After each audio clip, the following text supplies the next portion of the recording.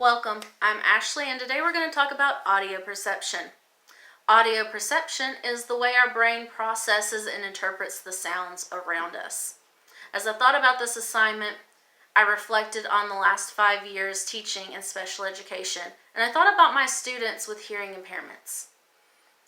Our society is so focused on the spoken word and so dependent on the spoken word that our citizens who have hearing impairments are left with a very large challenge because they do not perceive sounds the same way that we do. Our brain is an amazing organ, and it uses all 5 senses to begin developing our speech and language and communication skills by listening to those sounds and by using the other senses to interpret the meaning of those sounds. But for someone with a hearing impairment, our brain is even more amazing. It takes the lack of hearing and it adapts to that by increasing the other senses. My student with a hearing impairment that was able to use a hearing aid, the parent thought that they could hear loud sounds with or without the hearing aid. And so we tested that. And they weren't able to hear the sound unless it caused a vibration that they could feel. Their sense of feeling was heightened, and they were able to feel the vibration by feeling it in the floor or in an object that was near where the loud noise was made. And they would be startled and turn in that direction of that vibration.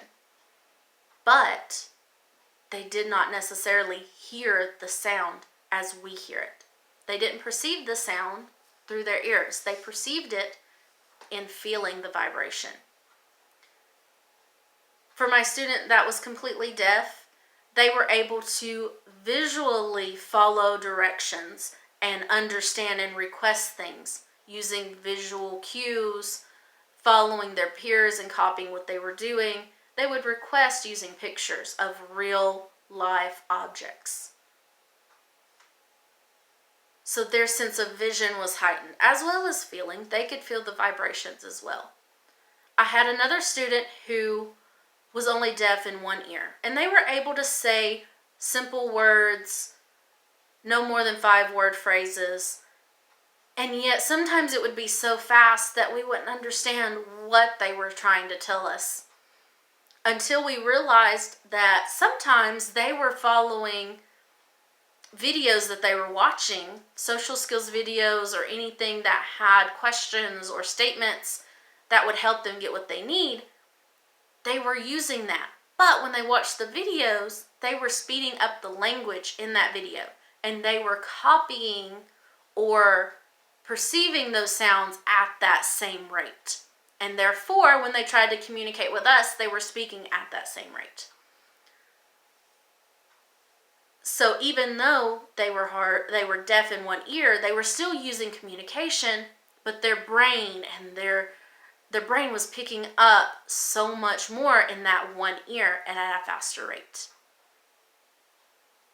So what are the implications for students or anyone with a hearing impairment?